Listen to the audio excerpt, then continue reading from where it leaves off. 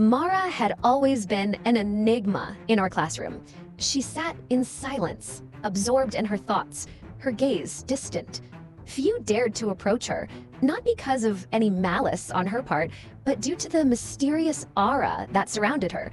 Rumors circulated that she held secrets, fascinating secrets that could change the course of someone's day. It all started with the disappearing chalk dust. Our teacher, Mrs. Harris, would write vigorously on the blackboard, leaving behind a trail of white mist. But as soon as she turned her back, the dust vanished. It was as if the board had never been touched, and Mrs. Harris scratched her head, puzzled. Peter, the class clown, believed she was just a lazy teacher who never actually wrote anything. Others blamed a new brand of chalk, but Mara remained silent, her gaze fixed on the board.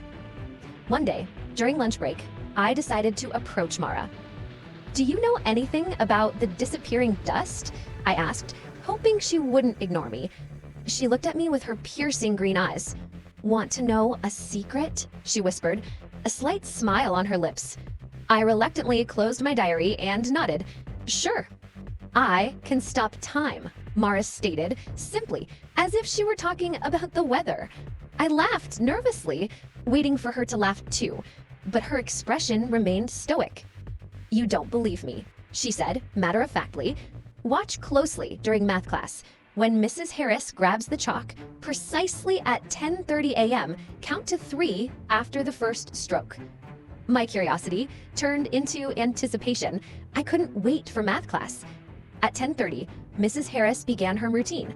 I watched Mara lower her gaze to her desk and gently place her hand on it. The moment her fingers touched the wood, everything froze.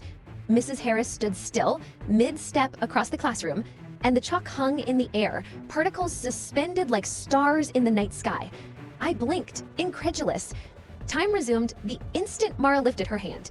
Mrs. Harris completed her stroke without hesitation, unaware the world had stopped. How did you do that?" I stammered, shaken. "It's not about doing," Mara explained, her voice calm and resonant. "It's about knowing when time needs a pause, but it comes at a cost." "What does it cost?" I asked hesitantly. Mara's eyes held a trace of sorrow. "Each pause takes a memory from my life, as if it were payment for altering the course of fate." I was speechless, realizing the weight of her gift. She was trading pieces of her existence for fleeting moments of stillness. "Is it worth it?" I asked aloud, moved by her sacrifice. Mara nodded, a quiet determination in her words. "Sometimes preserving a minute that matters feels like saving a lifetime." We walked together toward the edge of the playground, both lost in thought. When the bell called us back to the classroom, I understood Mara's secret wasn't just about stopping time. It was about finding meaning in the moments we choose to keep.